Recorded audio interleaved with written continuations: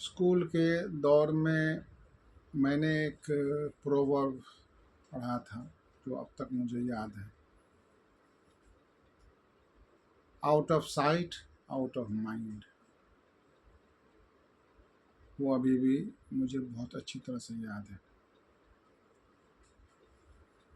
मैं कोई जॉब भी नहीं करता, ना कोई बिजनेस करता, सर्विस प्रोवाइडर हूँ।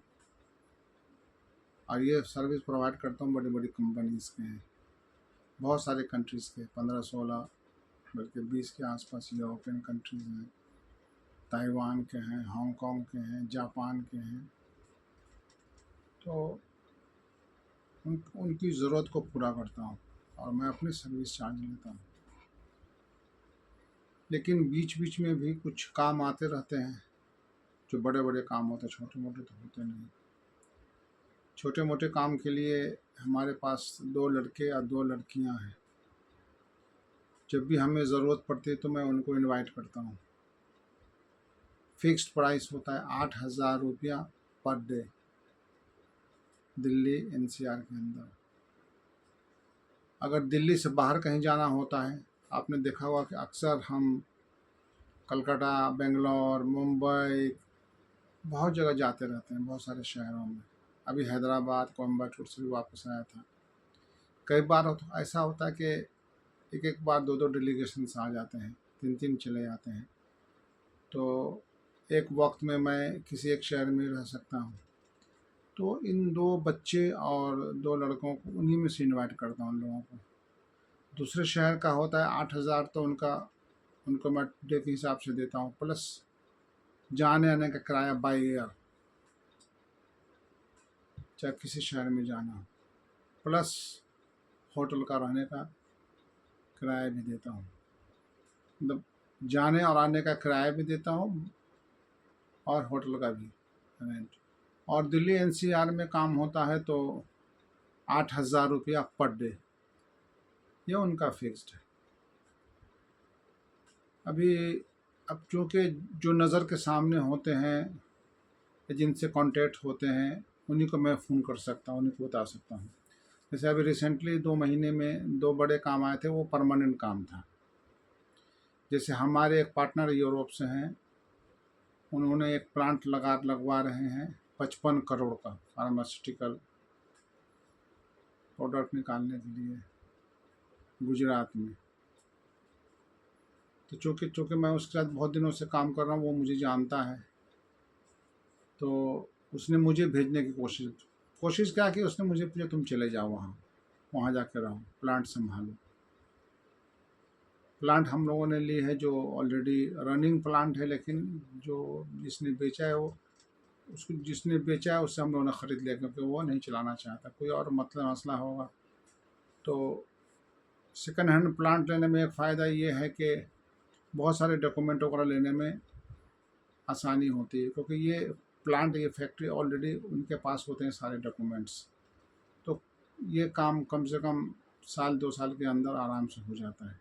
प्लांट फुल फंक्शन करता है, फुल प्रोडक्शन, जितने सारे हैं सारे उसके अंदर वो काम करते हैं। तो मैंने कहा कि नहीं, मैं नहीं जा सकता, क्योंकि अब इस उम्र में कहाँ जाऊँ, और बच्चे स्कूल में पढ़ते हैं। अब मैं आज रशिया से आ गया, यहाँ पे यहीं पर रह रहा हूँ मैं।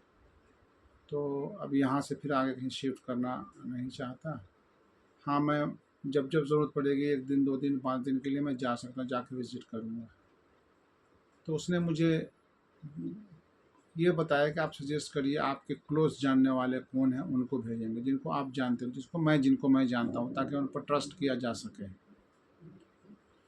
कोई काम बहुत बड़ा था। सैलरी थी $2,000। जी, $2,000। तो $2,000 का आप मान के चलिए 1,90,000, 2 लाख मान के चलिए। अरे उस इलाके में एक घर भी ले लेंगे तो 10,000 का होगा, 15,000 का होगा, बाकी सब तो पैसा आप ही का है।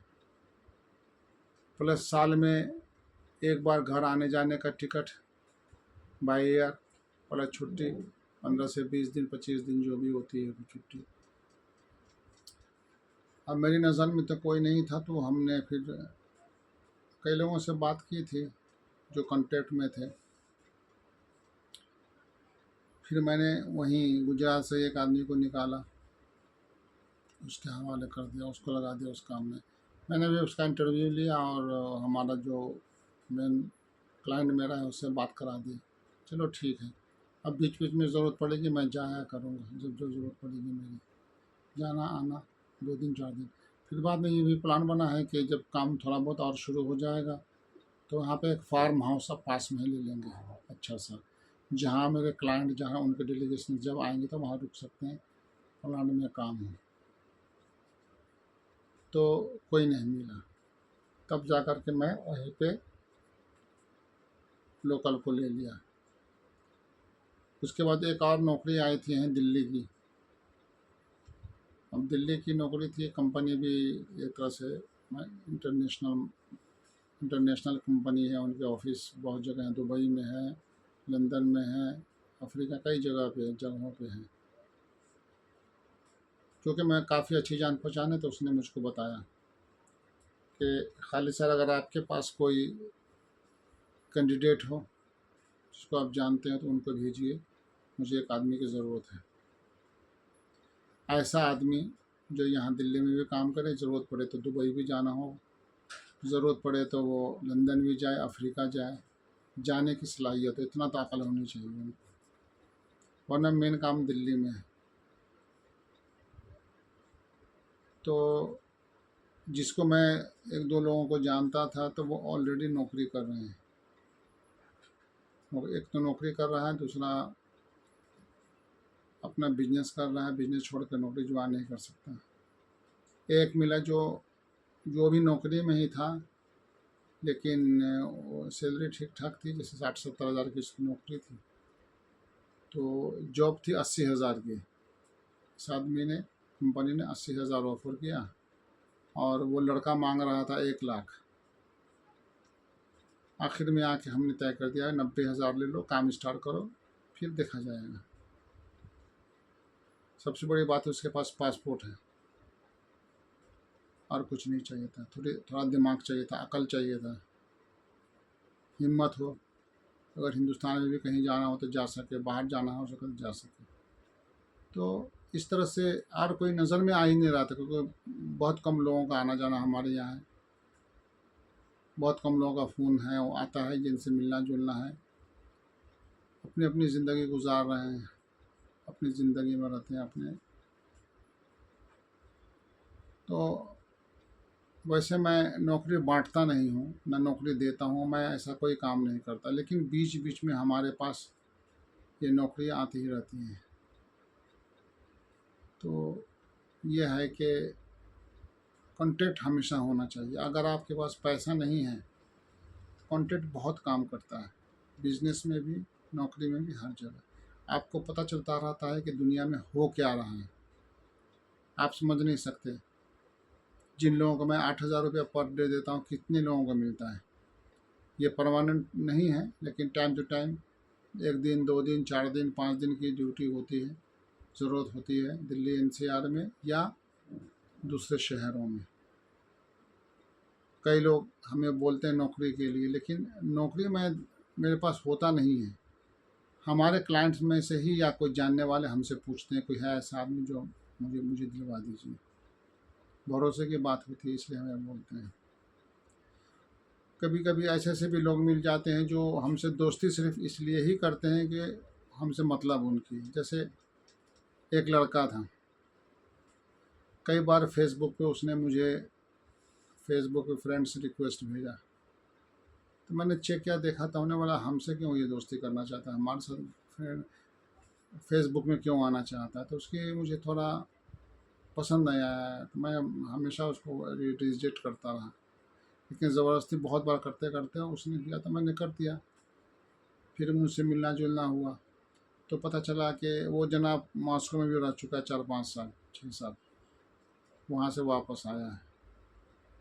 तो हमने समझा चलो ठीक है, हमें बहुत सारा ऑफ़र दिया यहाँ इंडिया में बिजनेस के लिए, बहुत कुछ करने के लिए, नौकरी के लिए, लेकिन बस उसके दिमाग में एक ही बात थी कि नहीं, मुझे मॉस्को भेज दीजिए, मॉस्को भेज दीजिए, अरे कमाना है, मॉस्को में 50 हज़ार कमाने से अच्छा ही है 25 हज़ार ही कमाओ। या मॉस्को में कोई 1 लाख देगा तो यहीं 50,000 इंडिया में ही ठीक है।